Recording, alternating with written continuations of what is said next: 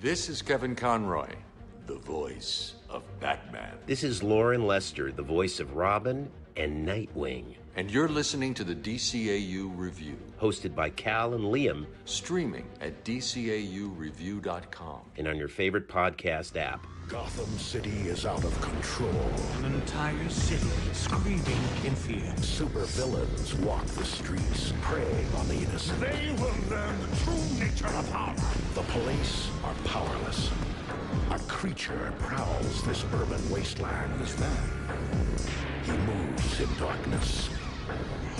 For some, he is a rumor, a name whispered in the corridors of the underworld, waiting for the chance to strike.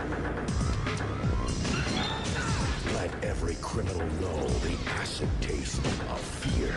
You crazy? Bat! Giant bat! Gotham has forgotten what justice means. The Dark Knight is here to remind them. Who are you? Batman. Good guys wear black. Welcome, everybody, to episode 229 of the DCAU Review. Woo. I am one of your hosts, Cal, and with me, my good friend, good brother, the man that runs our Twitter account. That's right, it's Liam. Liam, welcome to a new month here at the DCAU Review. We're doing something a little bit different, as we talked about last week, but yeah, I'm ready to start out on this new venture with you. That's right, Cal.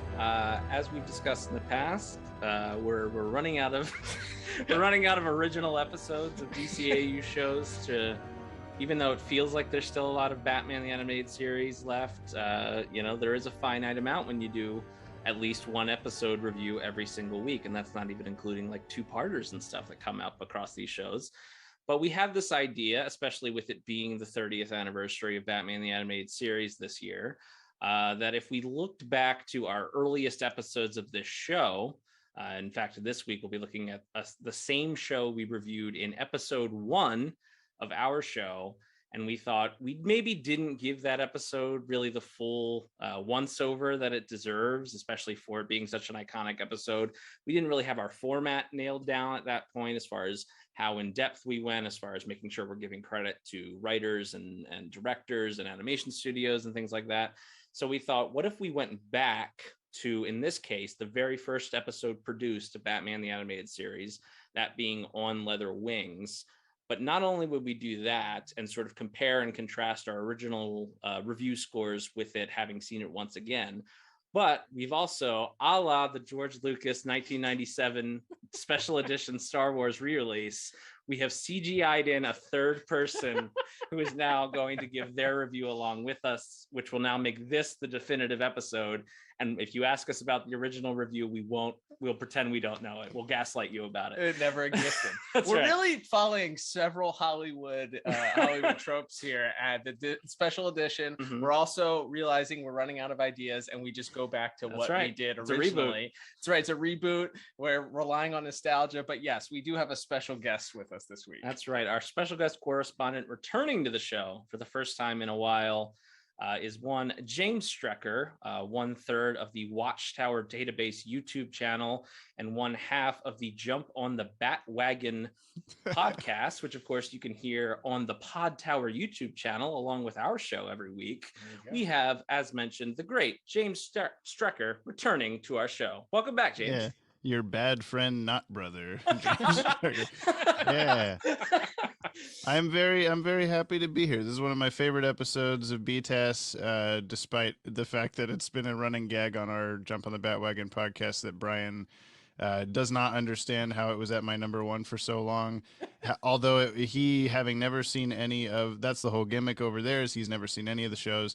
And that was his second episode of anything DCAU that he saw. And so all he had to compare it to was Cat in the Claw Part 1, because we're going in air date order.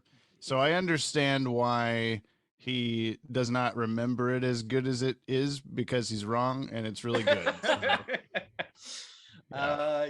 Yeah. Well, it's interesting because as we mentioned, we reviewed this 228 episodes years ago. Yes. It was another lifetime ago. It was half a decade ago. We started the podcast because it was the 25th anniversary of the Batman the Animated Series, the 30th anniversary of Batman the Animated Series. So we are all old, first of all.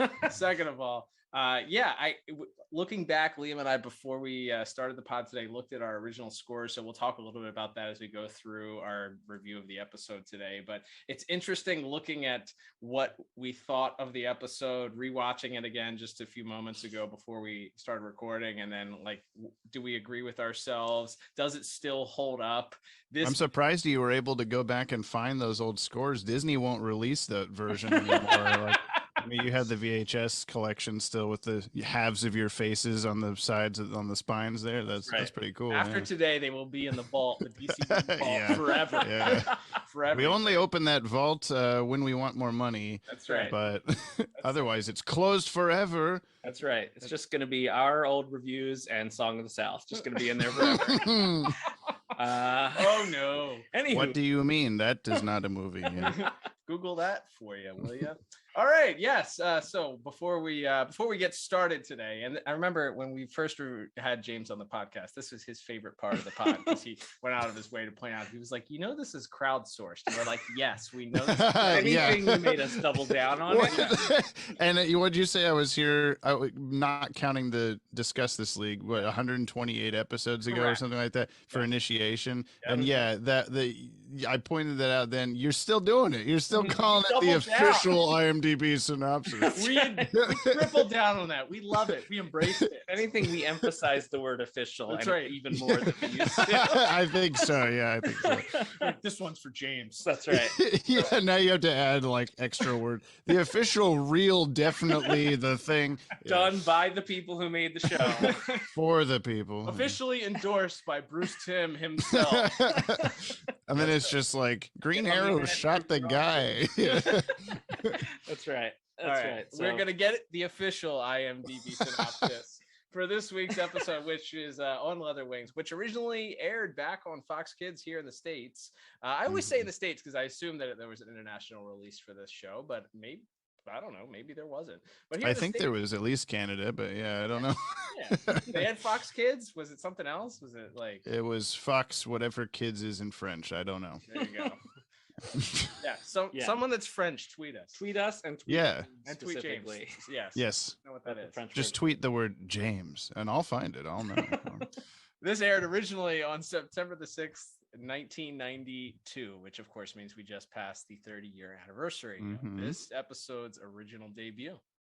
Absolutely. So this is the special edition official IMDb synopsis for the episode on Leather Wings, which is written by Mitch Bryan, directed by Kevin Altieri, friend of the show, music by Shirley Walker, and with animation by Spectrum. And that synopsis reads as such. Batman finds himself tangling with a Jekyll and Hyde bat creature after it attacks a night watchman, and the police wage a war on the Dark Knight. I get that one. Not bad. Yeah. Kind of like one big sentence. So it's like you could use like a comma or a period in there somewhere. But it's a bit of a run-on. But I liked Night Watchman. That's good. Not security guard, Night Watchman. He was practicing for his like radio audition or whatever. Yeah. That's right. Testing 1 2 3. Testing 1 2 3. You too can fulfill the dream of being a high-paid radio personality in your spare time, just like me. Just call the Gotham Institute of Broadcast Arts. Yeah, that's better. Call the Gotham Institute.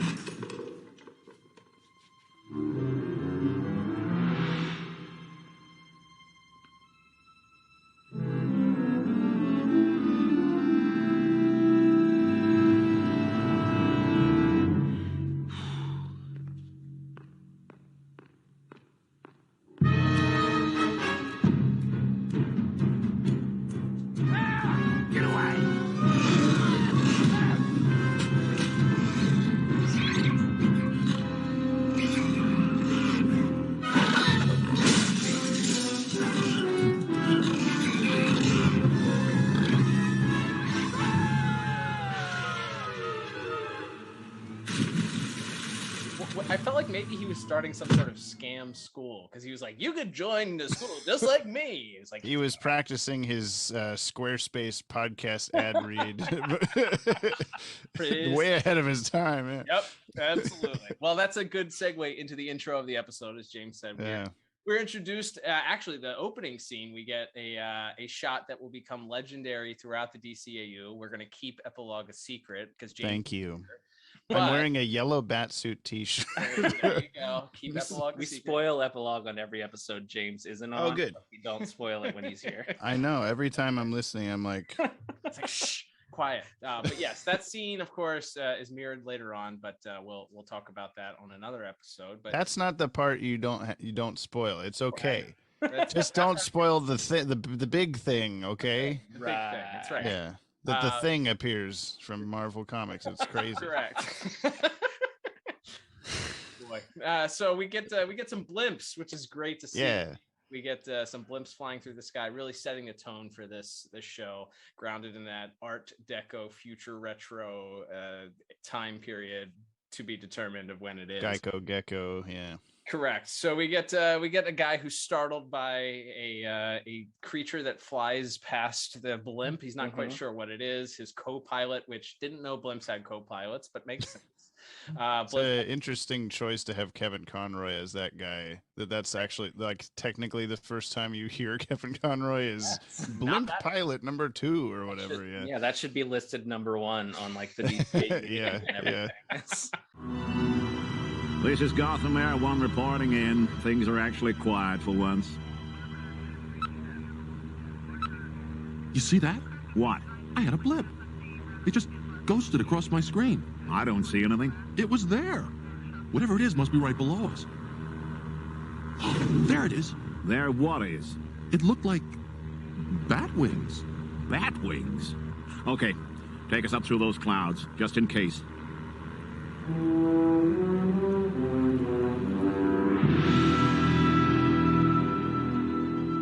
Sorry, kid. There's nothing up here. I swear I saw it. Something was flying around up here.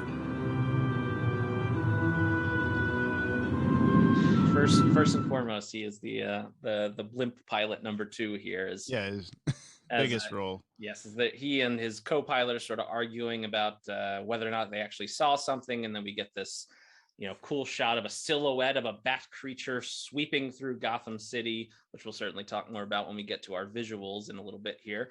But from there, as James mentioned, we see some night watchmen on the scene at a laboratory, and as he's practicing his radio pitchman voice, a strange creature. We don't really get a good look at it here, although it is blatantly clear that it's not Batman, at least. Which is kind of an interesting way, I think, when we get into the overarching plot of the episode of Batman being sort of inadvertently framed for Man-Bat's rampage. It's like, well, we, the audience, is that frustrating for an audience? We'll get to that, I guess, as we get to those parts of the episode. But from there, we establish that there's quite a bit going on, and that that this bat creature has been terrorizing Gotham for some time now. Yeah, then we get a meeting happening between the big 3 of Gotham. What's the big 4? The big 4 of Gotham's leadership. We have Mayor Hill, we have Commissioner Gordon, we have Harvey Bullock, and we have Harvey Dent. The 2 Harveys, the 2 Harveys, and basically at this point, Harvey Bullock is so convinced that this is Batman that he is begging for a specific strike force to be arranged. By the police department. Commissioner Gordon, not on board with this idea. He thinks it's foolish. It feels like resources could be used other places. When you have 500 murders a night in Gotham City, I don't disagree with him. Like, there's some breaking and enterings and some stealing of pharmaceutical supplies, and you want to create a strike force of a bunch of idiots with guns to go take on Batman? Well, we have to assume that Gordon is like secretly sweating about like, I can't tell them that I meet this guy in alleyways like every other night, and I know it's not him. He doesn't do this because I'll lose my job, and I'm in the mayor's office right now. And it's just like, we'll do whatever, Bullock, but I don't care. Fine. Yes, Harvey manages to convince the mayor, and along with Harvey Dent's agreement that he'll, as long as he has an airtight case, he'll prosecute Batman. That would have been a heck of an episode to see. The trial of Batman. The trial. We do get that. Oh, yes. Oh, yeah, we do get that. But anyway, so we then venture out, and we are introduced some additional characters, some supporting cast with Batman. I believe we see Alfred in the Batcave. Not my Alfred. Alfred's twin brother. Oh yeah, it's still Clive Revel right now. Alfred Revel. Okay, yes, not Alfred, but we learn that about this breaking and entering, and that Batman is going to investigate to see what's going on. Can I just say, I think, obviously, as we know, as James mentioned, this is not the first episode that aired on television, so you can kind of excuse it in that sense. But thinking of this as a pilot episode for a series, the first time we see Batman in Batman reading a newspaper, like cross-legged in his chair, reading the newspaper, quipping with Alfred. Like, it's a very low-key intro to our big time main event hero being introduced here. That's right.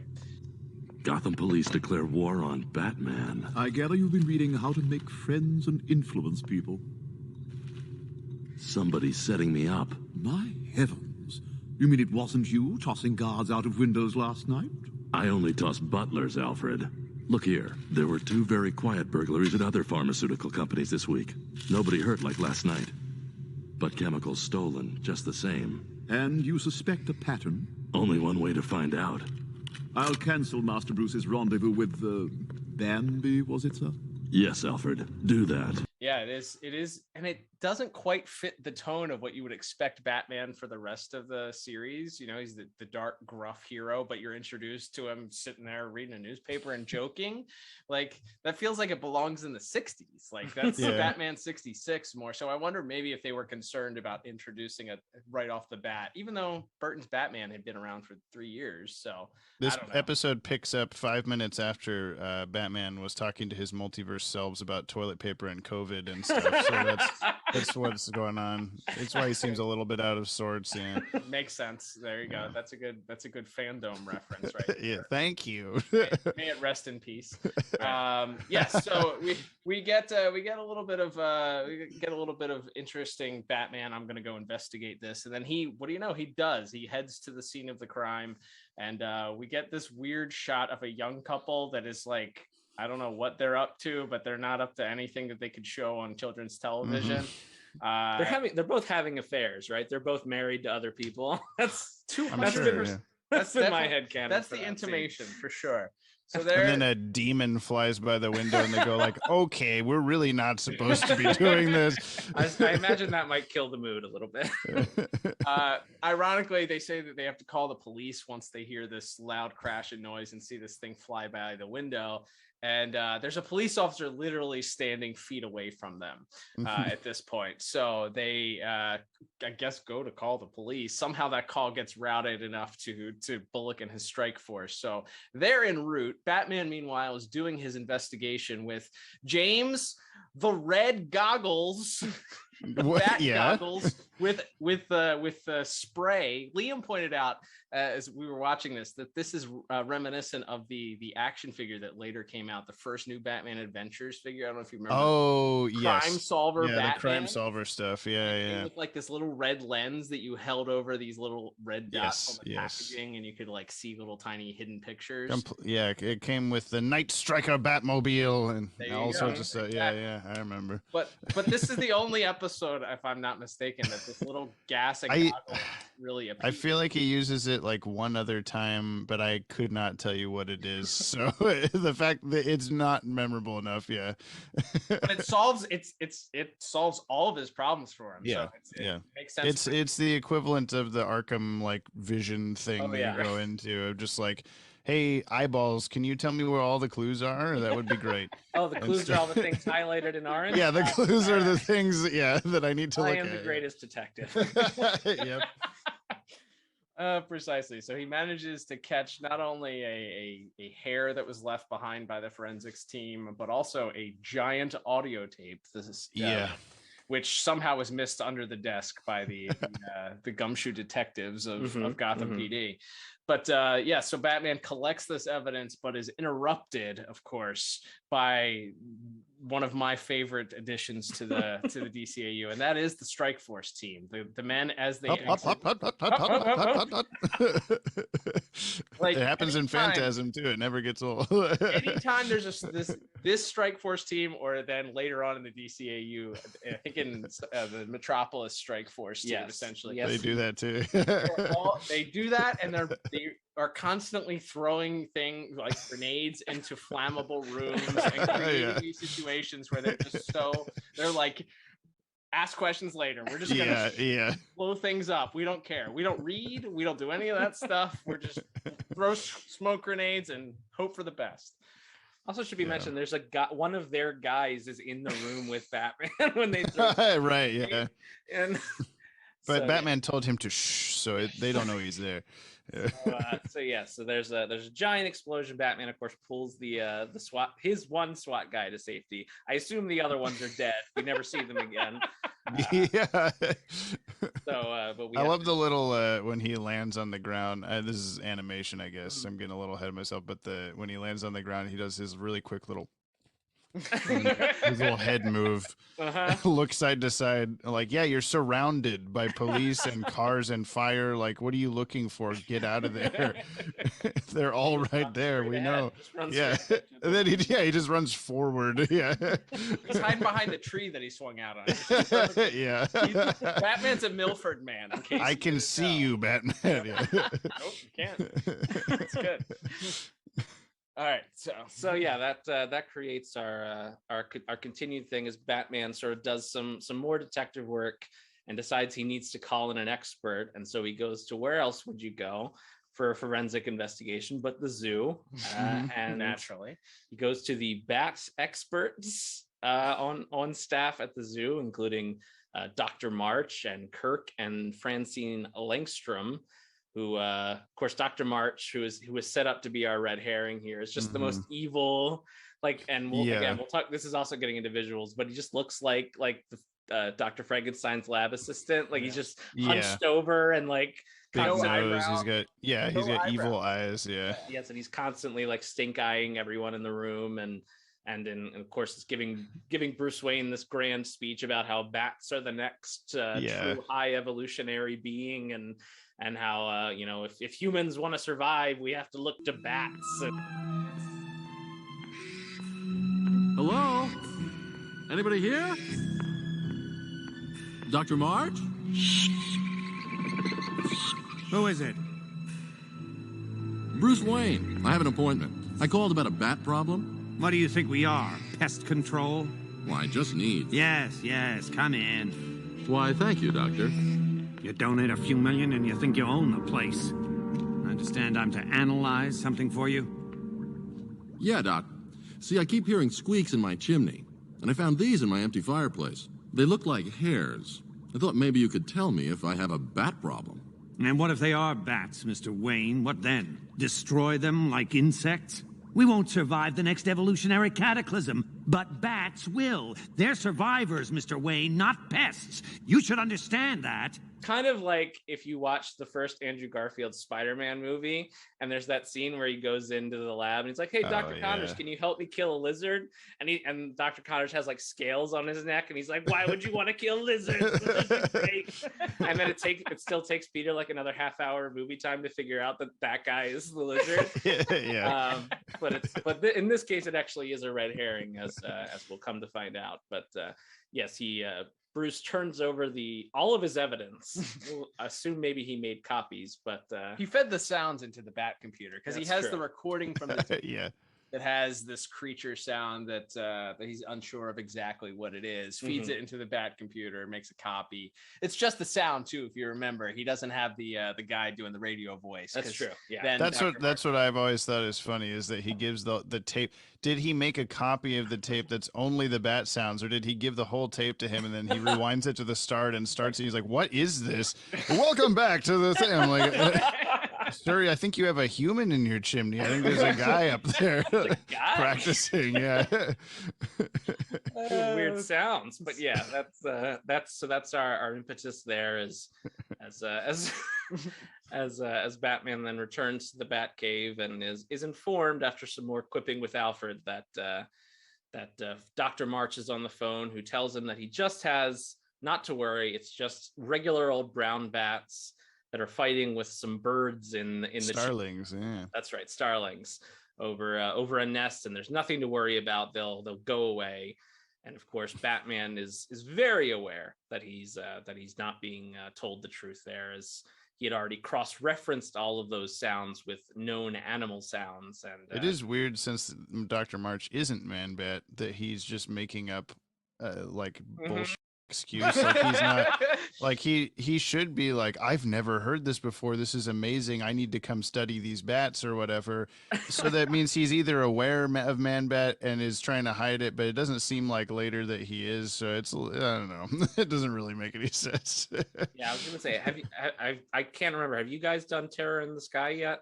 Yes. Because I know he's like involved in the plot where Francine ends up. Right, I guess that's true. Yeah, but it's not clear if he knew about it the whole time or if he only learned about it once. It was the guy, I guess. So maybe it's possible that he was running interference for Kirk, and that's just not really touched upon. Yeah, I guess.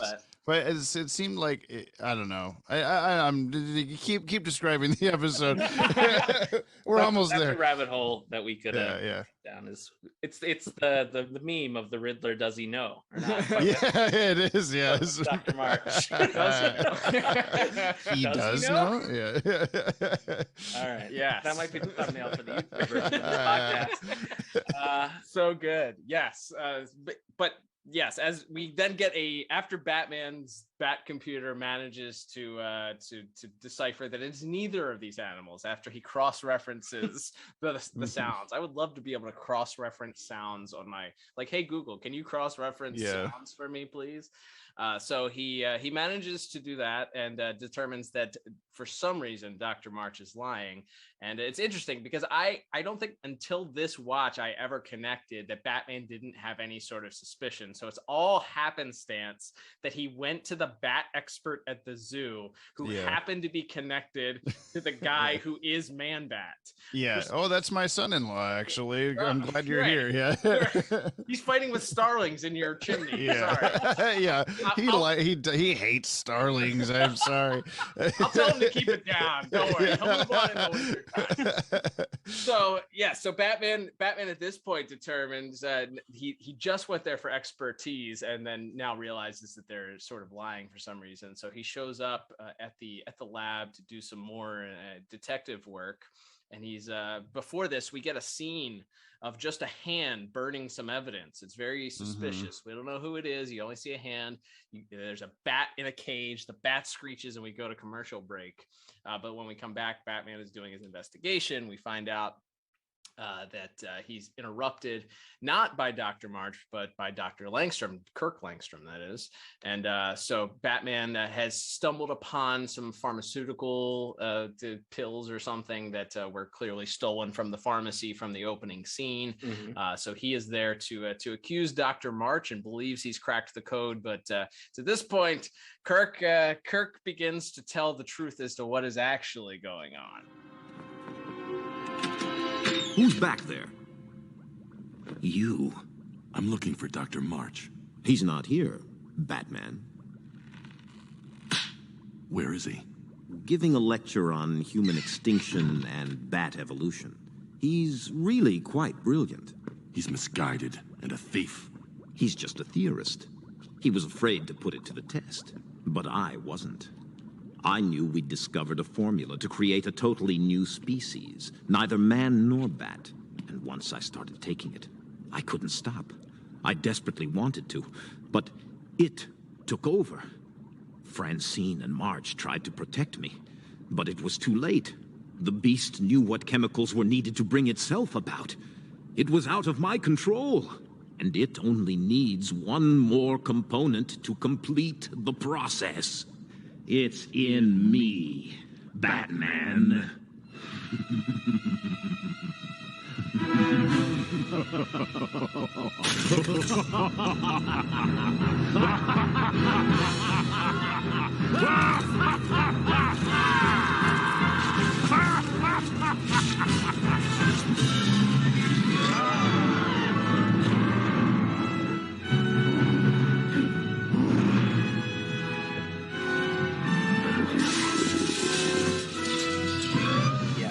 definitely a sequence we will, I'm sure, discuss a great deal when we get to visuals. But yes, there's a fantastic transformation there as Kirk Langstrom kind of gives this grand speech about how it's all Dr. March's theories that led to this man-bat serum, but he was too much of a coward to see it through to its true potential, and now it's become an addiction, and Langstrom, he can't control it, and he needs this formula to survive and to live on. And so he does this really dramatic and incredible transformation into our first, we're like 17 minutes into a 22-minute cartoon, and we're just now seeing our villain in full for the first time. It's a really, again, for a pilot episode of a kids cartoon, pretty ballsy choice, I think, to wait that long, but it pays off because it's so incredible, as we'll talk about. But from there, we get a grand chase sequence. Actually, first, Man-Bat is sort of attacking Batman and kind of has him dead to rights.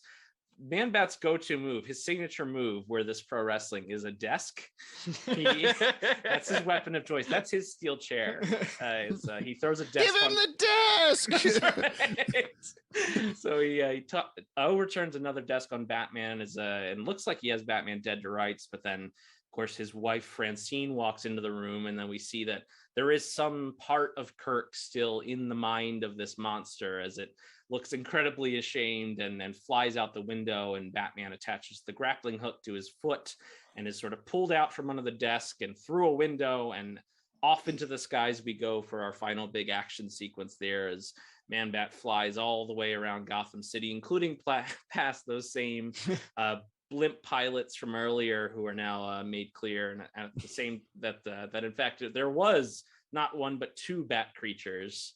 And as Batman's face is plastered into the side of the blimp. Yes, it's a great bit there. It seems like maybe the first blimp pilot is still not going to believe the second one until Batman is literally smashed against his windshield. But we do that, and we also cut back to the police headquarters where Gordon is alerting Bullock that he's done dealing with his BS and is gonna go solve this crime once and for all, and Bullock sort of goes with Gordon. And so it feels like it's just there so that both Gordon and Bullock are witness to the fact that it definitely couldn't have been Batman doing this, because there's this second bat creature on the loose. But we show them arriving in the helicopter, as well as the chase continues as Batman's holding on for dear life. Finally, after some very brief fisticuffs, once they kind of come into full contact, Batman's able to knock Man-Bat out, and we get maybe the only blood of this first season on Batman's face, as he's much worse for wear. Yeah, and he sort of walks off with Man-Bat over his shoulder into the darkness, and the cops just let him go. Say, daring somebody to stop him. I have this massive creature over my shoulder. Come fight me. Very strong. Yeah.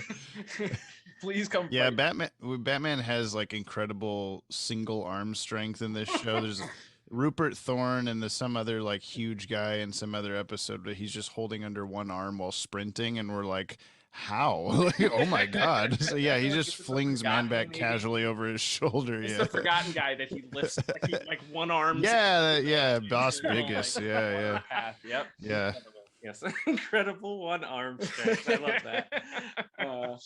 But yes, triceps are huge. The bat tricep. You could just call it a tricep. You don't have to call it that. Nah. But yeah, we do get a sort of a final scene here as Batman arrives back at the zoo with Kirk Langstrom in tow. Well, he's wrapped up, and he's revealed to Francine that the nightmare is over for now, as we get sort of a cliffhanger to be continued for this. But yes, Kirk has been cured. He's not going to turn into the monster anymore at this point. And end scene for this for this entire episode. So we've talked a lot. Let's throw it over to James. James, overall thoughts on the episode as a whole. I know you guys covered this on the jump on the Bat-Wagon not too long ago. About a year now. But yeah, so more recent than us, but yeah, much. But I think we talked about before we went on the air. You know, this is has been one of your favorite episodes of all time. So do you feel like as many times as you've seen it in the last several years, does it still hold up? We're now 30 years past the time that this originally debuted. And so many people looked at this and were like, man, this is incredible. But you've also reviewed a whole bunch of other episodes on the Bat-Wagon now at this point to compare it to and say, maybe this isn't as should be as revered as it is. No, I definitely still think this is one of the best episodes of the whole franchise, like the whole universe, DCAU. Like it's not up there with like the Cadmus arc or Return of the Joker or Mask of the Phantasm or all these like amazing full package deals. Like the story isn't the most incredible thing you've ever seen or anything like that, but it's just, to me, it's like this really, really good example of, if I'm going to show someone one episode of Batman the Animated Series to get them interested, I usually would choose, like, I would hypothetically choose this one. I've never actually been in that situation, but I would hypothetically choose, because it's like, I always feel like that the tone of this episode is like what they were striving for with the show, and they only hit it a handful of times. You always hear about all the backgrounds were airbrushed onto black paper and that kind of thing. This episode is like one of the darkest visually episodes, and yet you can still like see just enough of what's going on.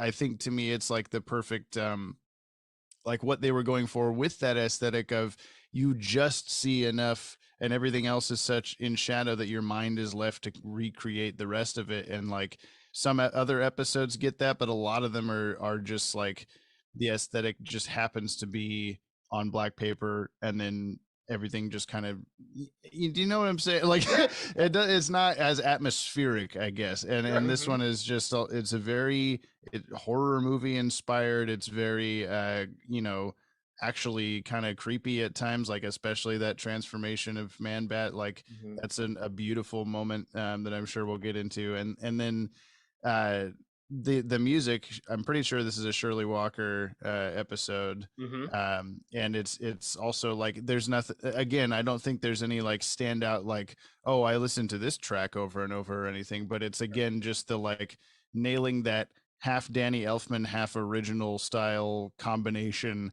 that is this show. And so there's just so much going for this episode that is like, this is what Batman the Animated Series is supposed to be. And I think this is the one that Kevin Conroy talks a lot about, him and Mark Hamill, like seeing an example of and going like, did you know we were making this? This is spectacular. Oh my God.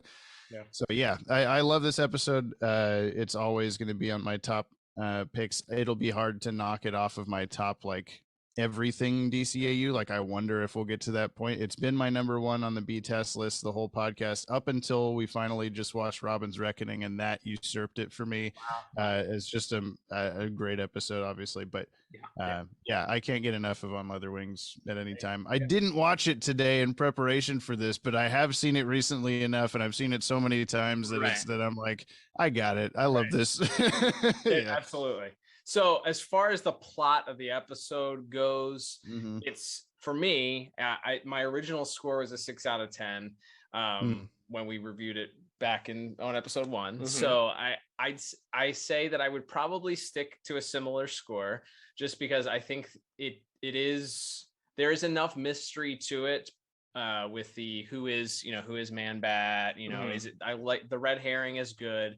It's sort of spoiled on a second, third, fifth, thousandth watch, but it's still good. But I don't know, like the action sequence, like the action that takes place is really in that chase scene, which in my head is always, that's like a 5-minute scene, but it really isn't. It's a pretty quick scene. So most of your action then takes place in that original that opening scene with him jumping the night watchman, and then you have a little bit of action that takes place with the SWAT guys with the explosion, but then your action is limited to this brief little flight, which is beautiful to watch. We'll talk about it in visuals, but there's not a whole lot of action that occurs there.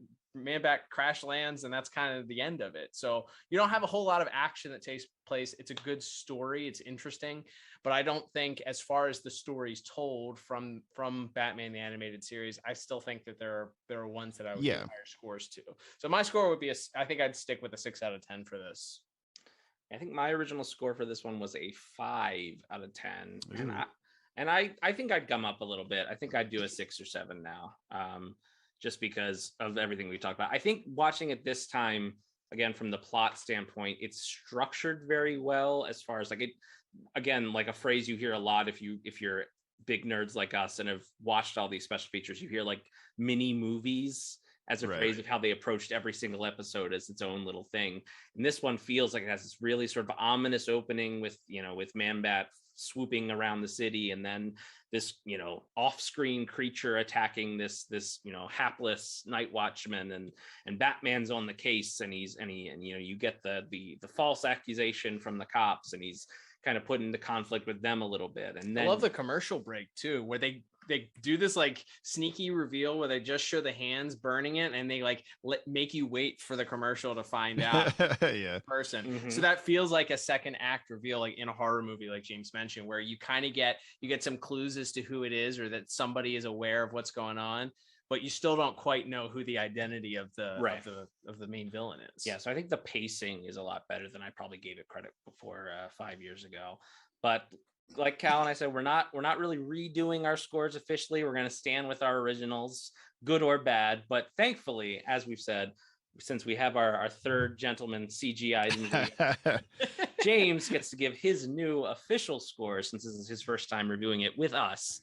So, am I actually changing up the average by existing here? If the podcast ever ends, it'll take years to figure out score averages. So when you guys get through get through every episode, actually, then just do them all a third time with 4 guests. Yeah, that's right. I'm just really glad that we have a different enough format on Jump on the Bat-Wagon that we haven't done like individual scores for these things. So because I don't remember our full discussion on this episode, so I would have had to like re-listen and like, what did I give this, so I'm not like contradicting myself or whatever. But I think I'll give this story a 7. I agree with all of your points, and I think my only other thing to add is just that I do really like the red herring thing, where especially showing Brian, my friend on the other podcast, this stuff for the first time, I don't remember if he felt this way or if we really talked about it, but I feel like at least for like a first time viewer, gives you a sense of like, oh, so it's obviously this like cartoonish bad guy is the bad guy, like and then when it's not that guy, then it's like, oh, okay, so this show is smarter than I gave it credit for a few minutes ago or whatever. So I appreciate that about it. I also just appreciate that when we do find out who the bad guy actually is, then he becomes very cartoonish bad guy, just mustache twirling if he had one, where he just looks so much more like, haha, I'm actually the Man-Bat, you idiot, I'm so evil now, and compared to the rest of it. But yeah, it is, like I said before, it's not like the strongest story of all these episodes and shows, but it is still pretty high up there on expectation versus reality or whatever for this show, I think. Very good. All right, well, let's move on to our next category then. That's going to be animation and visuals. Liam, I believe the best part of this episode. There you go. The animation studio responsible. This is a Spectrum production. It is. So that's great. And a friend of the show, Kevin Altieri, as the director. That's right. So you guys get to say Kevin Altieri is your friend. I'm jealous. Yeah, you're just stuck with Dan Riva and Rich Vogel and Susan Eisenberg, Ty Templeton. All those on your guys. Yeah, it's never enough. Come on. I need more. I need the souls. But yeah, feed me. Altieri, Mr. Altieri, responsible for this episode. So yeah, it's certainly, as we've mentioned, it's a very dark episode. Now, James, I don't know if you know this tidbit. We were discussing it as I was watching it. Or the why behind it, but there are multiple scenes in this episode. You sort of alluded to it with how the episode looks. There's multiple scenes in this episode where the edges are like have a vignette style filter on them. Why is the why? Like, just to make it, was that intentional? Was that are you saying, I thought you were going to tell me you know the answer. No, I don't know the answer either. They do it in Phantasm also. I feel like it's just a stylistic choice of someone must have really liked to do that or something. It definitely like it works sometimes and other times. I remember being a kid and watching Phantasm, and they're in the car talking. It's Arthur Reeves and old guy. Oh my God, Salvatore Valestra. And there's just like 45-degree angle black bars around them everywhere, and I'm like, okay, this is a Phantasm POV shot. Phantasm is looking through some sort of weird binoculars or somewhere. But no, it's just part of the visuals, and that happens a lot in this episode too. And I don't know. I think it's cool, but it does sometimes stand out as awkward a little bit. Like maybe they're experimenting with it and it didn't quite turn out the way they wanted or something. Agreed. And I have to wonder if that's just some guy holding a black piece of construction paper, like just off screen or something. Like just, okay, we just need you to hold that there while we scan 700 frames. Yeah. Yeah. How on earth did they do that at this time? I was gonna say, yeah, to your point there, like I think it's great for that Man-Bat reveal. Yeah, because it's almost like you're still not really seeing all of his face, and then he kind of, as he hunches down, you see more of that design, and it looks even more kind of ominous. There's also a shot I think of like Bullock in the police car on his radio. Yeah, maybe we don't need it here, but when it's in a car, it makes me feel claustrophobic. I think is the problem. Yeah. There's also a weird, the shot where Bruce is walking the first time he meets Dr. March in the zoo, and they're in the cave. Yeah. If you had used it on the Batcave shots, like the Batcave was almost too bright, I feel like in this episode compared to what you see later in the series. Also, the Batcave looks completely different. Have you guys done a video on Batcaves? It's on my list. It legitimately is to do where is everything in the Batcave and what all is in the trophy room and stuff like that. Yeah. All right. Well, not yet, but it's been on my mind. Watchtower Database, and soon, I don't know. Soon-ish. After Zeta month, everybody. Sorry, guys. But yeah, so that was the one. I mean, there were a couple things we could talk about. There's going to be one main thing that we talk about, but as far as visuals, things that I probably didn't mention on our first review, that vignette like filter is kind of strange, and does work in some places, doesn't work in other places. I do love the Man-Bat kind of reveal. Obviously the transformation and the flight scene are like the heavy hitters for this episode. And it's amazing to me still 30 years later, knowing what limitations they had in technology at the time, how good how good that looks. Like maybe not the first initial sort of like transformation from man to like bat where he's kind of like standing there, the initial one like holding the vial or whatever. Well, maybe not super strong because it sort of fades into each other, so you could see where there's a bit more limitation. But like when they get that up close shot of his mouth and his teeth change, and then like you finally get the full reveal of him as this bat creature, man, so good. And even prior to that, as he's walking past and he sort of gets distorted by those different vials and chemicals and stuff like that, I don't know why, but for whatever reason, that scene always got me. I was like, man, that looks so cool. Like just the way that they chose to show his reflection in there. But I feel like that scene and the chase scene are the ones that we're all going to talk about. So if there was anything else that we have to talk about that stood out, I'm happy to discuss it now before we get into it. I think my thought was just, again, the opening with the two guys in the blimp. Like there's no music right away, other than, I mean, you get the music over the opening and then it kind of lays out once the title card fades, and it's just these two guys sitting in a thing, and then they're kind of chatting, and then one of the pilots says, "Take her above the clouds," and just like you see like the clouds part as the blimp is going through the clouds. I always love that. I'm always a big fan of like when it's a painted into the background vehicle and just like whatever the motion portion of it is moving. So for the blimp, it's mostly painted in the background, and then you're just kind of moving you're just animating the propellers. They do that a couple of times. They do that with the Batmobile. There's a Batmobile scene, and then there's a scene with the police. The troop transport. Yeah, you get a couple of those shots, which I did notice there was a little bit more static imagery where later on you would probably see vehicles animated in those cases. So I don't know if that was a choice to give the homage to the Fleischer era of where you would see more of that stuff, or if it was a budgetary thing where they're just like, hey, we're going to use these static images and animate the background so we can use them again if we need to, or whatever. But it was a little bit of a different feel with the vehicles and the way that they looked.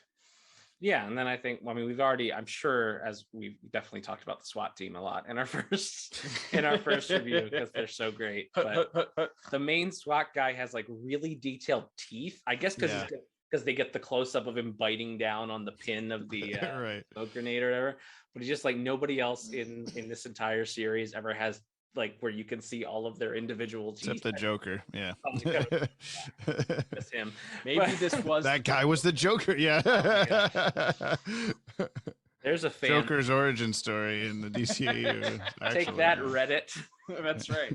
There's a fan theory to run with, but yeah, I think that sequence is kind of fun. You already kind of mentioned it, James, but just that little sequence of Batman taking the one SWAT guy out of the building, kind of like darting all around, running off, and then we cut back to the SWAT guy who kind of looks at him for a second and then faints. Like there's a good bit of as serious as we're trying to take all of this source material.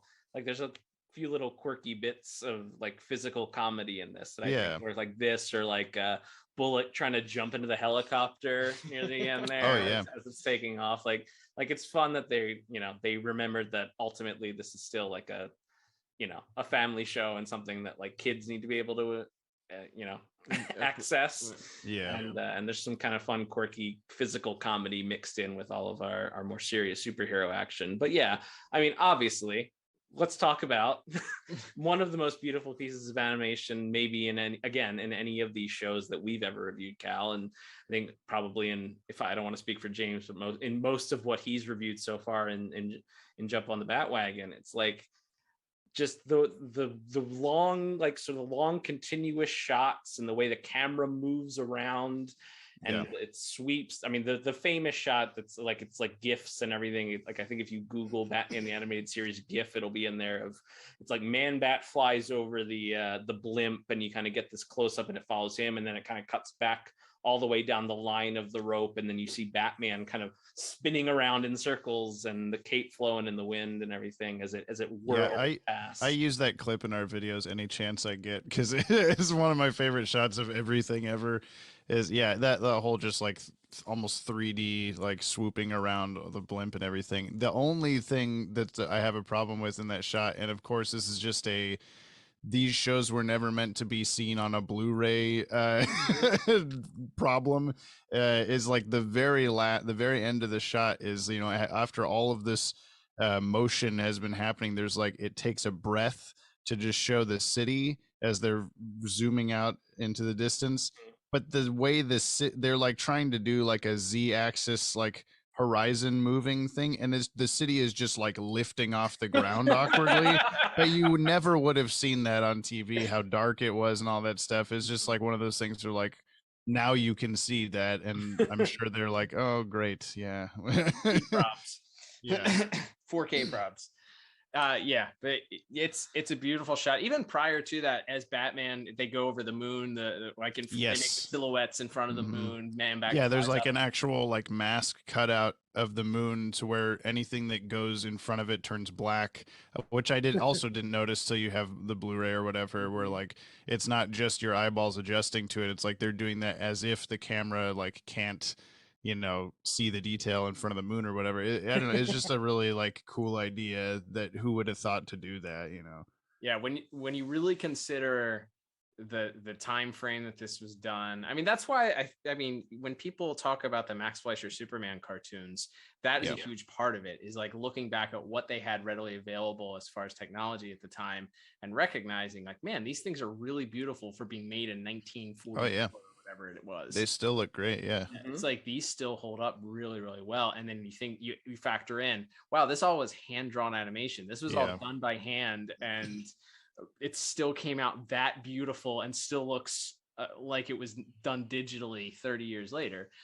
Especially the blimp, the part on the blimp, the POV on the blimp. The digital effects, I've always felt like are you guys have talked about this in some of your like Justice League reviews and stuff, like when they do like a CGI vehicle or something like that, where it's just where it's just like it's the Jurassic Park, like they didn't stop to think if they should kind of a thing, because it definitely, I'm sure as soon as stuff, you know, they used After Effects for a lot of the energy and other sort of like lighting effects and things like that on the later digitally colored shows, and you can tell that they were like, oh yeah, awesome, like this version, this way to do it is gonna save us hours and hours, and I can't imagine any reason why you wouldn't do that in that situation. But then just going back and watching, like you're talking about, the Man-Bat transformation is kind of has the like overlapping frames where you see like half transparency between them as he's shifting between forms and all this stuff.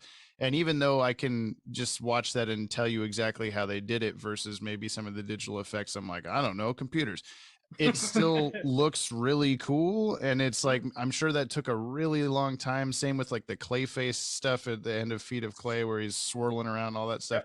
And I'm sure it was so tedious and terrible, and everyone lost sleep and lost wives and husbands and stuff, you know, over that stuff. But just looking back on it, it's so beautiful. And I think one of my favorite parts of this episode visually, weirdly enough, of course, these final like 8 minutes or whatever are probably not even that, like 5 or something, are like what everyone remembers of this episode. But like early on in Mayor Hill's office, my wife and I have just been watching through Daredevil again, and we keep making jokes of like, do these people not know how to turn lights on? Like there's just every room is so dark.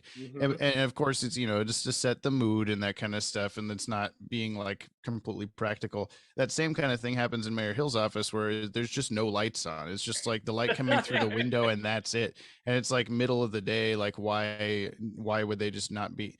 But Harvey Dent in his armchair in the back of the room flipping his coin, and you can barely see him, and like that's the coolest looking thing. And especially when you watch the Two-Face episodes later, like the ones called Two-Face, he explains that like the only time he's ever flipping the coin is when he's in like big bad Harv mode or whatever. So like you have to assume that that's who he is in that scene also. So it's just all this stuff, and you know, if you know Two-Face, you obviously know who he's gonna become and that kind of stuff.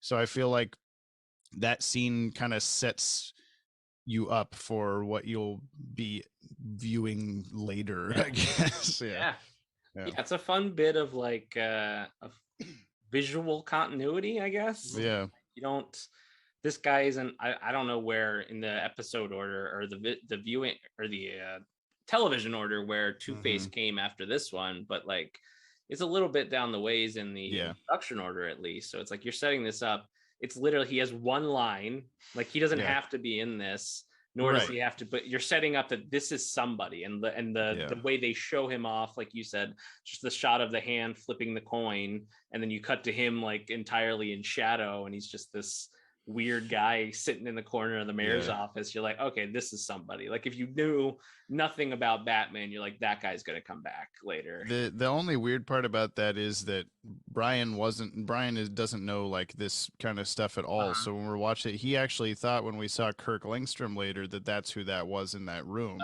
because they both have kind of like longer cheekbony faces and similar hair and that kind of stuff. And so we were discussing the episode afterward, and he's like, "Oh, that wasn't who that was." I'm like, "No, why would you?" Oh, because So funny, but it's still yeah. Don't you know, coin flipping guy from DC Comics? To be that innocent. Reviewing our scores though, Liam, originally on the episode, man, I don't know what was happening here. I think there was something seriously wrong with me this day. I gave animation the visuals a 6. Which you're probably trying to be conservative for later episodes. Exactly. Like, this can't be the best looking thing ever, so I can't give it a 9 like James is going to here in a minute. Spot on, James. But yes, I feel like that, and that's why we're back here revisiting these episodes. Do we agree with ourselves? The answer is no. I do not agree with myself. I think I'd be pushing this towards a 9 myself here. So yeah, I think there's one or two things where you're like, but like it's really beautiful, especially that last sequence there, that last probably 5 minutes of the episode or so. Yeah. Yeah. All right, and I gave it, was it an 8? It's like a 5. I think it's an 8. Is it an 8? I definitely did not give it. There's no way I couldn't have. Yeah. I tell you right. If only I had a device that could look this up. Animation an 8. Okay, all right, good. Just I forgot you guys put the scores in the description. That's there's a little tip for you guys listening. You don't actually have to listen to the podcast episode. You can just go to the description. Just want to yell at us about what we're wrong about. Right. Yeah. As soon as you get past their official IMDb synopsis, then just stop. The scores are all there in the notes. Wonderful. That's right. Yeah, so I gave it an 8. I think I could sit at an 8 just because I think as the first part of the episode has some cool visual stuff in it, but it's not super visually exciting as far as, because there's just not that much action. Like I said, I think the early stuff with Man-Bat is great. Him silhouetted against the building as he's flying through, and like I said, all the neat animation and camera tricks that the when they're in the construction or the building, the unfinished building at the end, and he's like sweeping up and down through all of these metal bars of the building being built. That's really incredible. Yeah. I think this was where I discovered my love of Batman, of the way Batman's cape is animated. Cape movement. Hashtag cape movement. Bringing it back. So I can definitely be like, oh yeah, I know this episode is what kicked off me noticing that, because in that final sequence, it's just going crazy. And like it's in the wind or something. So I think that's really incredible. And the visual nature of him like carrying Kirk wrapped in the bat cape at the end. It's like, that's a great dramatic reveal for us. Maybe this goes back more into plot. I don't know why he like covered him up like a bat mummy. He's not dead. Like he's just taking him in to lay him on the couch and leave. He also just goes to the zoo in hopes that Francine is there. Like, I don't know where this guy actually lives, so I really hope someone's here. I've got a naked guy in my cape. Can someone help me, please? Oh, thank God. Drop him off here. Drop him on the elephant cage. He just, nobody's there, so he just leaves him somewhere. They'll find him in the morning.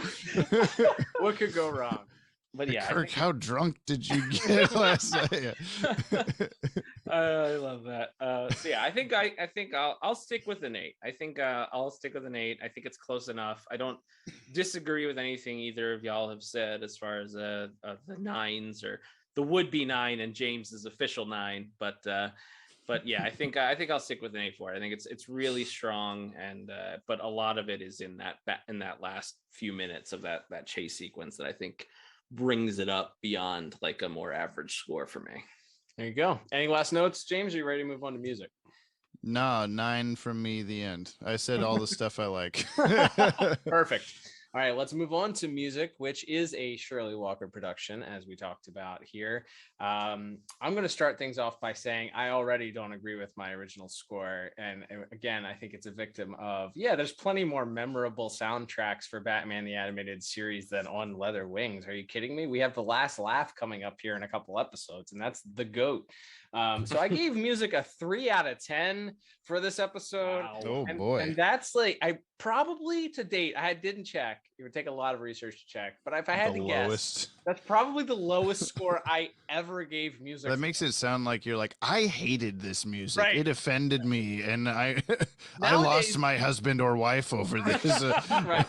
Nowadays, I give, like, if music is just like a non-factor for an episode, I'm just like, it's a 5. It's fine. It didn't hurt me. It wasn't offensive. If there was like bad music, I don't think there's been an episode that I've said this is bad music. No. But the only time the music in this show is, or any of these shows is like, I don't know, low score for me mentally is just if I didn't notice anything, whether we have nothing to talk about the music, then I'm like, oh, well, then I guess it must have been fine. But it's never like, some sort of MIDI or something. Right. Yeah. It was Cal's lowest score for music until we got to Static Shock. Oh, that is true. Oh, okay. Good point. That's one of maybe the biggest disagreements that we've ever had on our show is my love. I've come to appreciate the Static Shock soundtrack. As a kid, I definitely was like, what is this? Oh my God. Why are there lyrics to these songs? Well, it was more of a like obviously this show is intended for a demographic I am not a part of, but at the same time, don't have lyrics while people are talking. Correct. Yeah. Exactly. If the style of music is not what offends me, it's why are there people talking and there's stylistic choices. Yes, right, yes, exactly, precisely. But yes, I already disagree with myself. I think from the opening crawl there, you get. Oh, that's right. We're not talking about Static Shock. No. Not this. We'll have you on for our review of Static Shack. Yeah. It's like go-to. Yeah. Static Shack. But yeah, I think from the opening crawl, the title card, you get a hint of what this music is going to be. Man, you get a nice little like. What, James? You're the orchestral expert there. What do we got? Some flute there. We got some strings. We got some like. Yeah, I mean it's just like I said before. It's like a great example of what the music of this show I think it is supposed to sound like stylistically, and the fact I miss when everything had a live orchestra.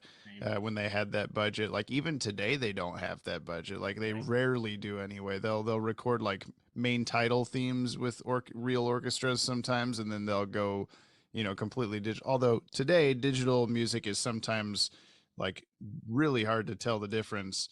But I always think of it as like, oh, I'm really glad that real people got paid to play these things instead of like play them once and play each note once into a microphone and then okay, that's all we need you for the rest of time.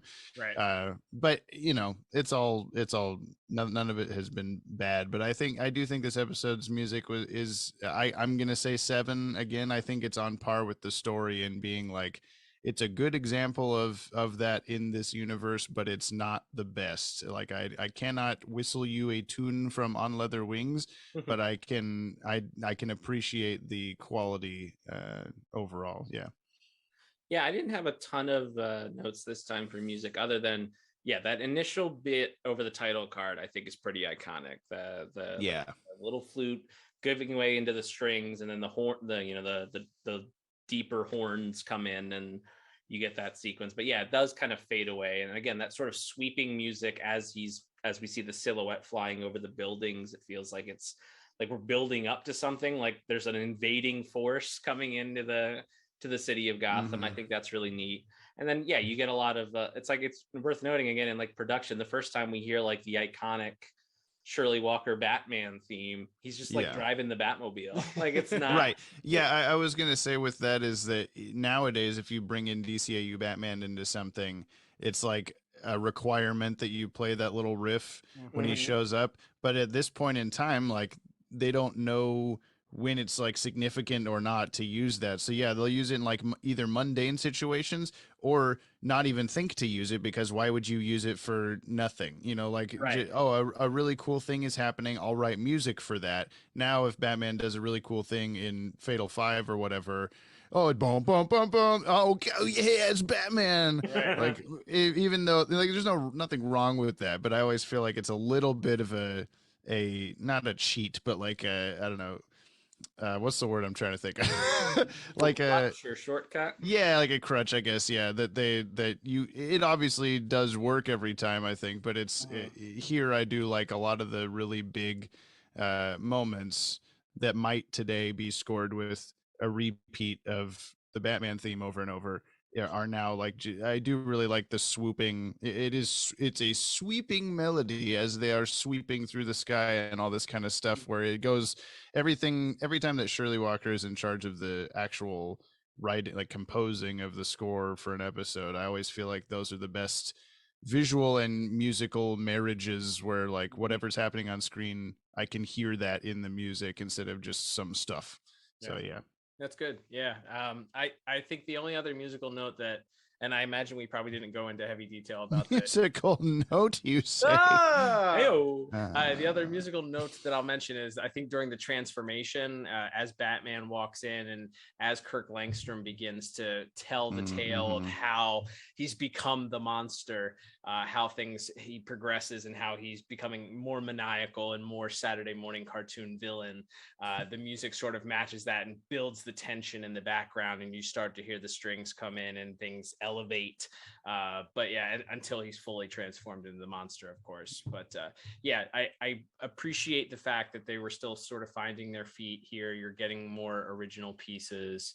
You did get a little bit of the Danny Elfman Batman theme too when Batman shows up, so you could tell they were still, again, trying to find maybe their identity for Batman musically in the actual episodes here.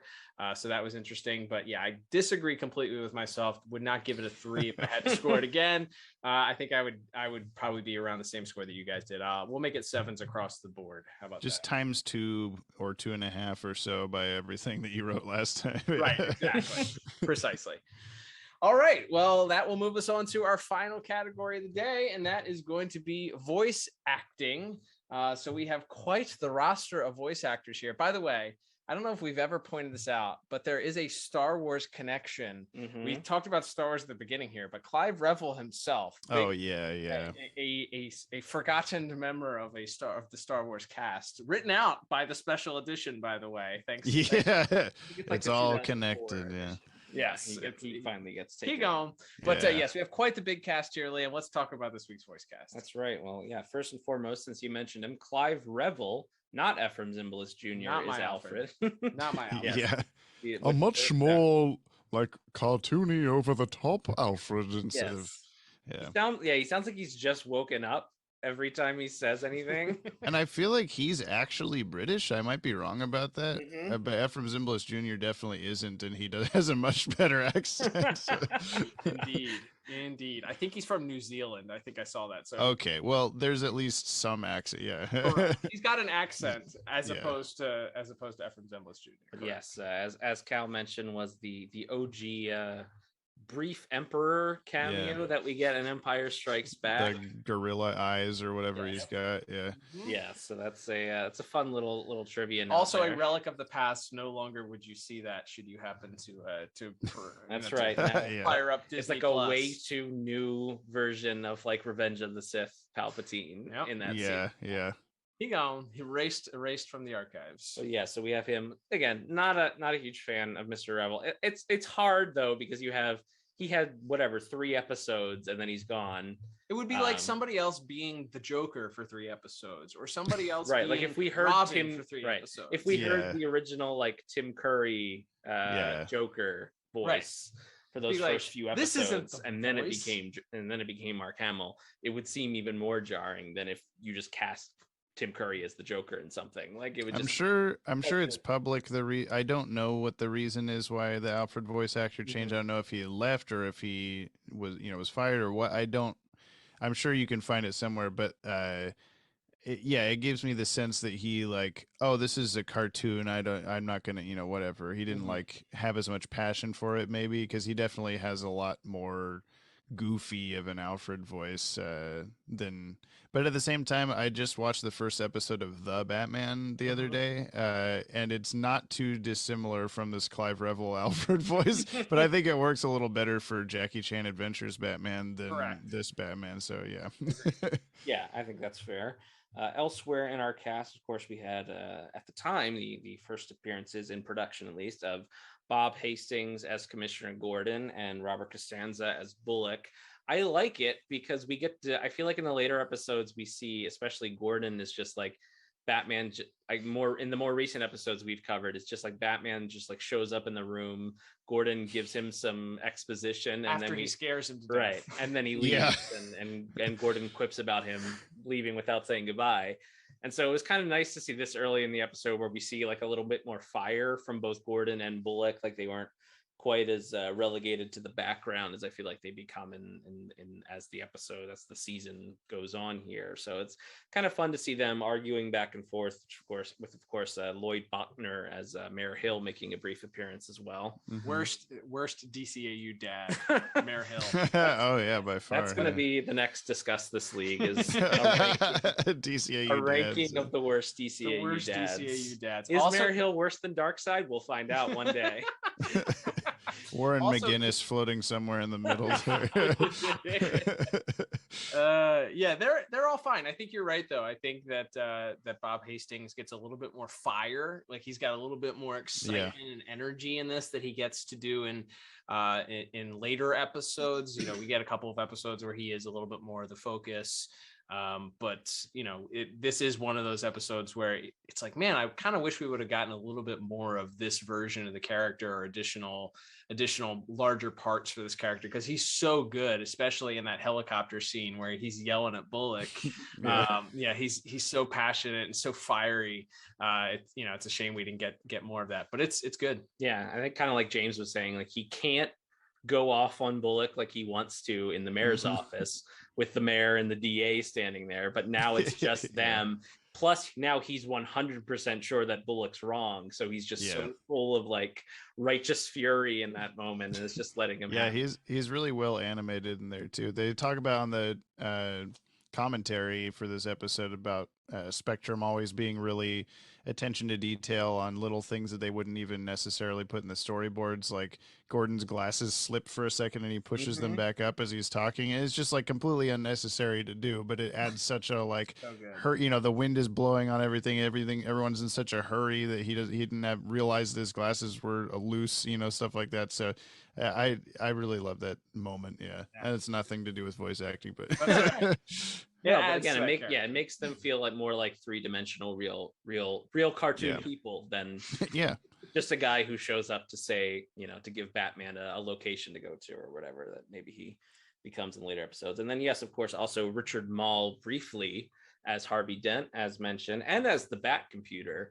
which is funny because does that just mean it was happenstance? Richard Mall ends up voicing the Bat Computer for the rest of the series, basically. Is it just happenstance? Like, well, he's on the call sheet for today and we need these Bat Computer lines recorded. Hey, Richard, can you get in the booth and record 5 lines? Like, I love the idea that he just like accidentally got himself a second gig on the show, and probably was a more regular gig than voicing Two-Face, because Two-Face, in the grand scheme of things, he doesn't appear that many times in the series. The Bat Computer talking is always weird to me, because I think it's more episodes that it doesn't talk. So whenever Batman's just like, "Hey Siri, where's the Joker?" and it tells him, it's very strange to me.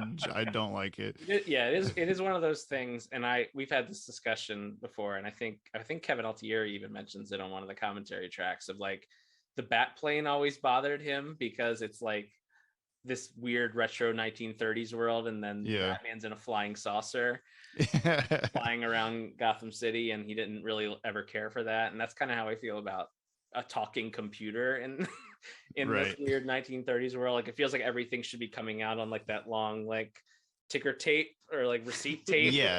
That's how Batman should be getting his data, not by a disembodied robot voice telling him what's going on. But that is kind of a funny little bit that just maybe out of this pilot and happenstance, that's our regular Bat Computer voice from here on out. Then wrapping up, we got our villains and associates of the villain here. We have Renee Auberjonois. I'm going to say that. Auberjonois. I figured this out recently. Yeah. Okay. Right. Thank God James is on the podcast. Finally say his name correctly. As a kid, I'm not knowing any of this kind of stuff. I always said Auberjonois in my head, and I'm like, I know that's not right. But then, so when I first had to say it, that's what it's like. But that is how my brain reads it every time. Exactly. Yeah. So of course, folks would know him from Star Trek, one of the Star Trek. You know which Star Trek? Deep Space Nine. Yeah. Thank you. And he'll come back for like Kanjar Row and all these other guys later. Alias too? Is he? Yeah. He's like 4 people in that Green Lantern episode, so yeah, at least. Yeah. That's right. And of course, my preferred reference for him is Boston Legal, but a fine procedural television show. A great James Does it hold Spader up? vehicle. Don't know. Yeah, that's a good question. Somewhere there's a Boston Legal podcast right now. Yeah. Somebody is saying Renee Auberjonois on every episode. That's right. Yeah, we have him again, as we mentioned, the deeply cartoony, over the top, red herring would be villain of our piece here, along with his kind of doting daughter, that being Meredith McRae as Francine, and then of course as Man-Bat slash Kirk Langstrom himself, we have Mark Singer. And like I said, I think what we've already kind of talked about in relation to how it came out in the plot, where you have Auberjonois, Mr. Auberjonois, as the red herring. He's so over the top, but it works because that's like an intentional misdirect in the story. And then later you have this very understated kind of, generic, affable white man voice coming out of Kirk Langstrom in his first scene.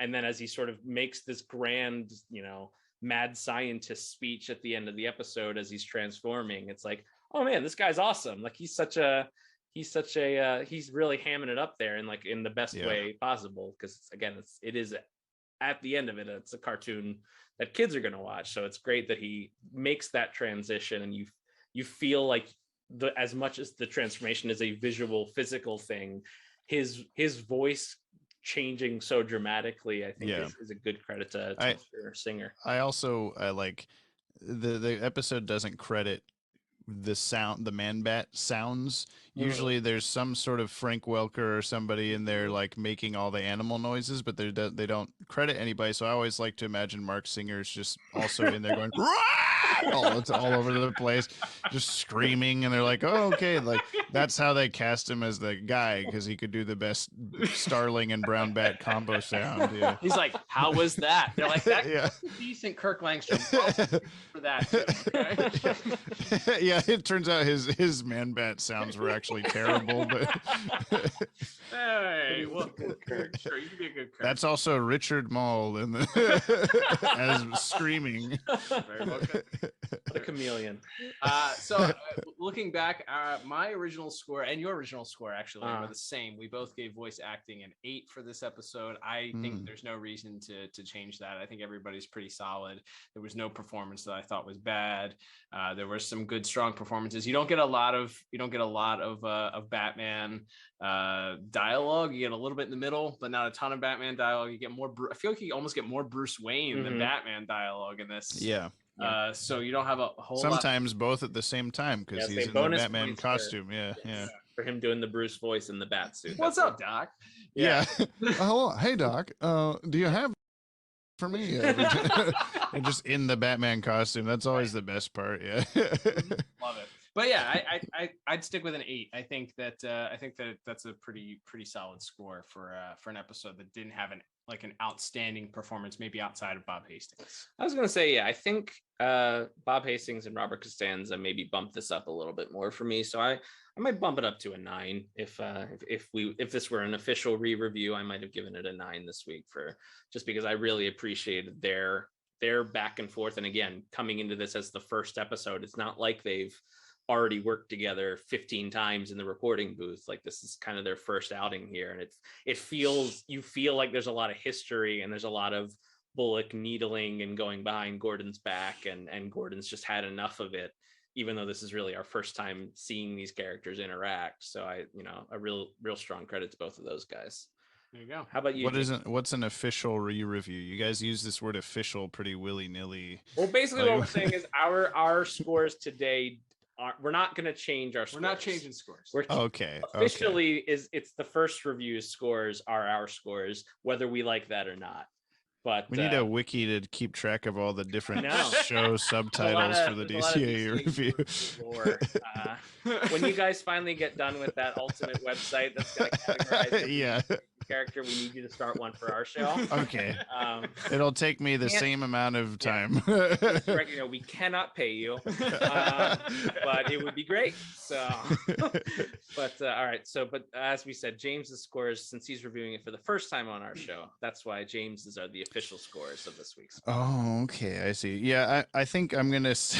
My very average feeling 7. I'm gonna stick with for voices because I agree that I don't think anyone had like a standout thing. I do really like the Bruce and Batman different voices thing, and it's rare that you see him use I think it's here in Heart of Steel, and I can't remember. There's at least one other one. It might be like Feet of Clay or something, where he's just in the Batcave answering the phone as Bruce Wayne in the Batman costume. Those are always my favorite because it just shows like even though Kevin Conroy is like his first voice acting gig and he's not very experienced, that he's just switching between these personalities. And it also kind of like pushes the whole, like Bruce Wayne is the fake, the not necessarily like who he is, but like the fake persona or whatever, his public persona is this like he's putting the voice on. And when he's by himself, even as Bruce Wayne or with like Dick Grayson or something, he's still using his Batman voice. That's just his voice or whatever. He just has to pretend to be this much more like 70s Clark Kent bumbling idiot. I took a tape of my chimney, like instead of we were following him do all these cool Batman things, and he's just making this story up. Yeah. I do really appreciate Rene Auberjonois' performance, but I always love him in an episode. He has a very distinct voice. He's kind of one of those voice actors that like a Phil Lamar or I'm trying to think of another example. I mean, anytime that the main like Justice League cast members do like a side character or something, it's one of those where like you can always tell like, okay, I know that's Phil Lamar, I know that's Renee, I know like anything, but I don't care because it's so good. Like it's Michael Rosenbaum is like Michael Rosenbaum can't hide his voice very well, but he has a lot of range of different characters, and so it's the same thing here. Is like Renee can be a very evil sounding guy or a very stoic sounding guy or a very like over the top goofy cartoony sounding guy. So like, and as I found out by watching Freakazoid, so can David Warner apparently. Wow. Just doing Ra's al Ghul, and then he plays the Loeb on Freakazoid, which is just a guy with a huge brain for a head, and he's doing these like ridiculous things. And so I'm like, oh, I never expected that guy would have that kind of ability or whatever. But yeah.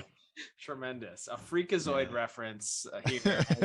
Only fitting on the very first episode of Batman the Animated Series, of course. Right, yeah. The more well-known Bruce Timm project, Freakazoid. Yes, of course. Everyone knows that one. The most well-known Amblin Entertainment property, Steven Spielberg. Yeah. Production. There we go. All right. Well, I guess, James, can you do some quick math and total up your scores for us? I can do that. All right, cool. So while James is totaling that up, I will just say that, it's interesting. I think that with the benefit of hindsight, our scores would have changed. It probably would have given a little bit. I definitely would have been a little bit higher. It seems like you're right around the same, maybe a point or two higher, but I would have been probably significantly higher than our original scores of 23 and 28 out of 40. So those were the original scores. Mine 23, Liam's 28. James, right. What did you settle on? I have a clean 30 here, and I think that's out of 40 that you guys do, right? Yeah. Correct. So yeah, I would say if I had to if I was just going off of the if you gave me like, what do you give this out of 40 for whatever reason, then I would probably give it higher than 30. It'd be in the like 35-ish more range, because it's still, for me, it's just one of the best episodes of any of this. But I don't think that's anything to sneeze at. 30. So no, yeah. No, absolutely not. And we started, one of the things we started doing that we didn't do in our original reviews was talk about rewatchability. Like when you sit down, and you've already mentioned it, so I kind of know where you're going to go with this. But if you're going to sit down, you're going to do a watch through of just Batman the Animated Series or this seminal episodes of the DCAU. What episode is this? An episode that you would give 2 thumbs up to say, yeah, this is definitely definitely one I would recommend to somebody, or I would have to sit down and watch, or is important enough to the entirety of the DCAU. And being the very first episode of Batman the Animated Series in production order, I think it's that's 2 thumbs up. You have to watch this one, regardless of the fact that, you know, it's not really a large impact to the DCAU as a whole long term, but it's important. It's the first one. You got to go with it. So, and I think James really nailed it when you said like it's a good of estimation of like what they were going for, from the mini movie thing to the, you know, the aesthetic of the way the characters are introduced when they come onto screen for the first time, and some of those things before they maybe had a more stock style that they settled into. Certainly when you get to where we are in our modern reviews, where we've been to like, we're getting into like Sideshow, where you get like the real square jawed Batman and the back half of those, you know, Adventures of Batman and Robin episodes. So it's fun to kind of go back here to where it wasn't completely ironed out. And yes, there are some like issues that come with that, where you go, oh, this got better over time, or this makes more sense, or they utilize this theme differently than they would later on, like you were saying, James. But at the same time, you also go, oh, it's kind of fun to see it when it's not quite so like perfect and everything's not nailed down, and you know, I mean, like coloring outside the lines a little bit more here. Yeah, the Spectrum episodes are some of the best, but they also have the big like Hawkman, beak-nosed Batman and stuff like that, and you know, a handful of other things that they really honed in later. But I do think that this episode is a very good example of the whole like Gotham City is a character kind of a deal, and yeah, it's definitely on my. I'm gonna sit down and watch a random Batman episode. What am I gonna watch like high up on the short list, because I don't think it loses. Like, I'm depressed that I didn't get to watch time to watch it today before doing this. Like, it wasn't like I got this, I can do it kind of thing. Like it may have sounded like I was saying earlier, but it's more of I want to watch this episode any chance I get, and it's almost like they set the bar too high for themselves at the start. Like they get such a good one out the gate so quick, and then they have to live up to that, and they only manage to do it, in my opinion, a handful of times after this. I do sometimes on purpose go watch a bad episode, or you know, one that's not as strong, even in like the other day, for whatever reason, I was just by myself to eat lunch. Nobody, like the kid was asleep. I was just sitting there, and I put on Eclipsed from Justice League, like on purpose. and I was, because it's sometimes it's fun. Sometimes it's fun to just watch one that's like, it's not super great, but it still has its moments of like, I remember being a little baby and watching this, you know, that kind of a deal. So I really love On Leather Wings for so many reasons. I will never be convinced by Brian that it is a bad episode, and I know that he just says that to make me mad, because I think he just doesn't remember it very well, because it was the second episode we ever watched on the podcast. But it's definitely one that, like you guys, going back to rewatch these and re-talk about them, I've been trying to figure out the best way to maybe like do a like top 10 revisit or something like that, and see like, to, you know, let's just get, you know, an afternoon where we just watch all of our top 10 episodes and just talk about them again real quick, because I think that Brian deserves to see this one again to really like get into it more than he has. So, Love it. Absolutely. All right. Well, that will begin to wrap things up for us here. James, thank you so much for joining us on this very special episode. I just realized my Zoom name still says guests later. That's what I had on there for the stream we did the other day. So, well, that's a great segue into letting us let you plug all of your stuff. As we mentioned at the top, you and Maddie and Ted working at Watchtower Database. You guys have so many amazing projects and stuff that you guys have been working on. It's been fantastic to see and you know, watch from afar. But I know that you folks have some stuff that's on the horizon. Stuff you mentioned, the Zeta month is coming up for all those. And we know how many Zeta fans there are from our Zeta reviews. All 12 of you that are Zeta fans. have been clamoring for this, so you have the opportunity to take part. But not only that, but the Jump on the Bat-Wagon podcast. Go ahead and plug away, James. Sure. Yeah. The main thing, of course, is Watchtower Database. I hope you guys have gotten a chance to catch the Batman and Harley Quinn Will It Canon video. That and the two lead ups to it have been the last year and a half of my life of just filming that. And I say that with the caveat that we were also researching and writing the scripts and everything for years before that, because COVID delayed everything and all these things. Those have been our biggest projects recently, and the ones that I'm the most like both really excited for people to finally see and so relieved to not be working on anymore. Because like if you have caught those, there are some high-end special effects going on that I am teaching myself how to do in the moment, and some of them I've known how to do already, but the others are we had Godzilla Mendoza do an animated character for the courtroom. That was like just all this stuff that like on paper would sound like a James, please never attempt this, why would you do this? but we did. So yeah, I'm very proud of those. We'll be going back to, in case anybody has been watching that stuff and is a little bit like, I don't know, put off by having to watch a movie surrounding the topic that they're trying to learn about. We are going back to a more back to formula kind of revisionary way of doing things after Zeta Month has wrapped up, because that is our actual finale, secret spoiler cool thing real finale. And that even that, like, you know, it's the Zeta Project, say what you will, but it's also, we've never covered anything on the Zeta Project basically, other than having Bob Goodman on the 24-hour stream. So just finally talking about this has actually opened my eyes to a lot of really cool topics and appreciation for the show that I didn't have before. And doing I'm insane and doing all of these removal of body parts and things like that for this costume that we have for the Zetas and everything.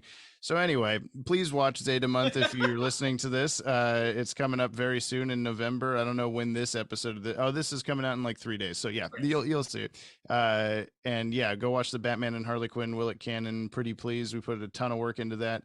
And stay tuned for all the other videos and stuff we have going on. Jump on the Bat-Wagon, like you mentioned, is our current podcast. We have another one that we've been trying to start for forever. There's the set for it right behind me, this table and chairs, but it's that'll take a little bit of technical working out. But yeah, Jump on the Bat-Wagon is me and my friend Brian going through the entire DCAU in air date order. I want him to watch it the way a child would have had to watch it growing up watching it, such as me. So he's going to end up seeing, I hope he doesn't listen to this because I'm about to say a spoilery thing. He's going to end up, this has been on my mind a lot lately, he's going to end up watching the censored cut of Return of the Joker, and then 2 years worth of DCAU stuff later, he's going to watch the uncut version. I love that. Yeah. And I'm going to try really hard to not let him know that there's a different version of the movie until we get to that. And it was like, I thought we already watched this. Well, yeah. Very different in this one. He doesn't slip on a banana peel to die in this version. So yeah. Love that. Yeah, that's been really fun showing him everything for the first time, and it's a lot different of an experience, I think, than doing something like this, where we probably have more to say about every frame of this episode than when Brian and I talk about something. But I really love seeing his reactions to things, not knowing a single thing about Batman other than the, like, you know, most, you know, surface level, all Americans know this about Batman kind of stuff. And I don't know why I said Americans. That's America's Batman. Yeah. People, human beings.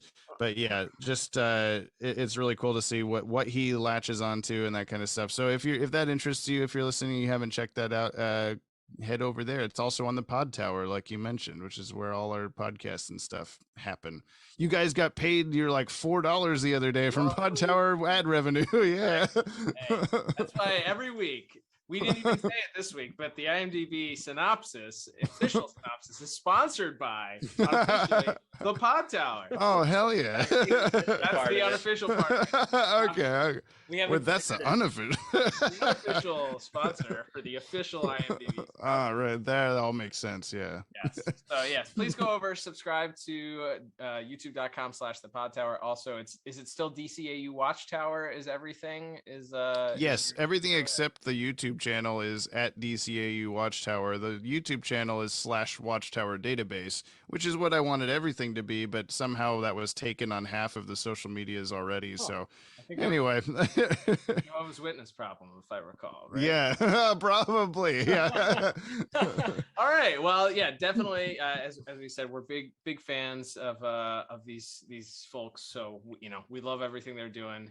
So thank you. Yeah, please go support them. They support us a lot. They love us, and well, I don't know. If we try. No, we. I don't know if they love we us. Try to love you. No, we try to support you guys as much as we can, because there's not a ton of specifically DCAU content creators, and so if we ever become friends with any of those, then we try to do you want to be part of the thing, kid? Can you want to join the community? Yeah, that we are somehow heading.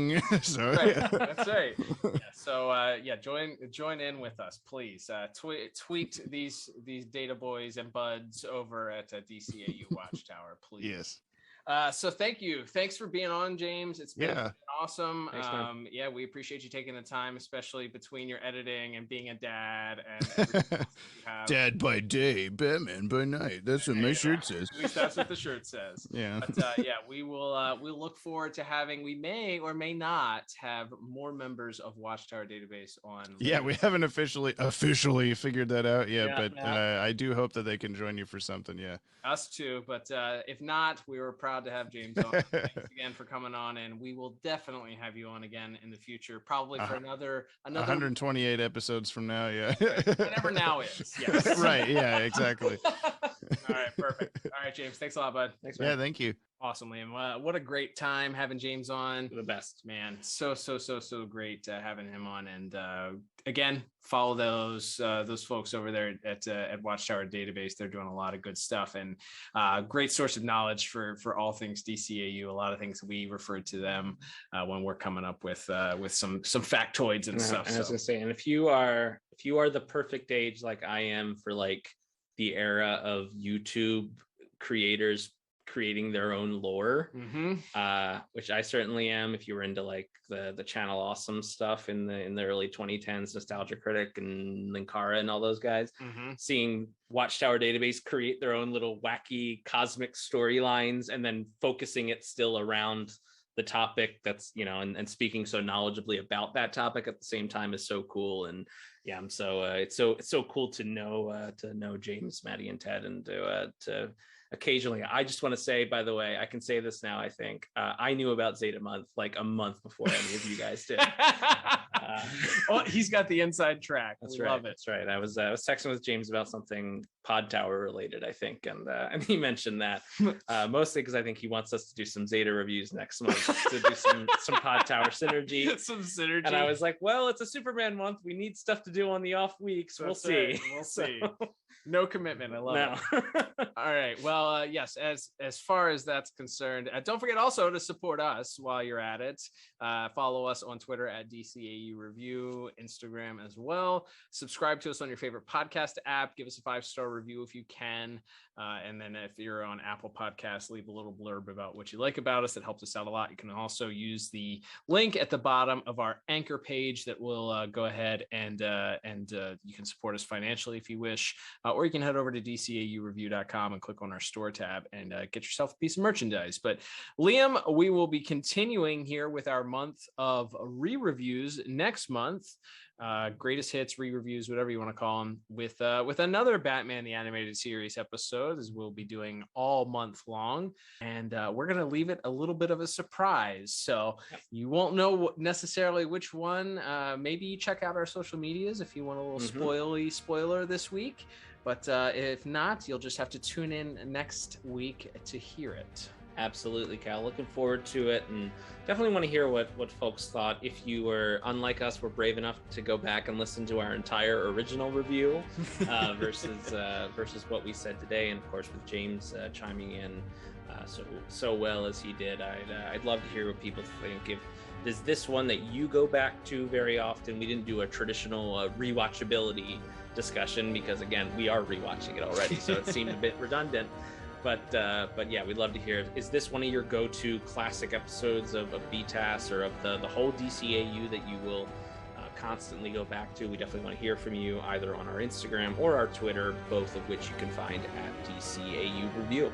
That's right. Can't wait to do another one of these next week, Liam. But until then, I'm Cal. And I'm Liam. And we will talk to you on that next episode of the DCAU Review. Bye-bye.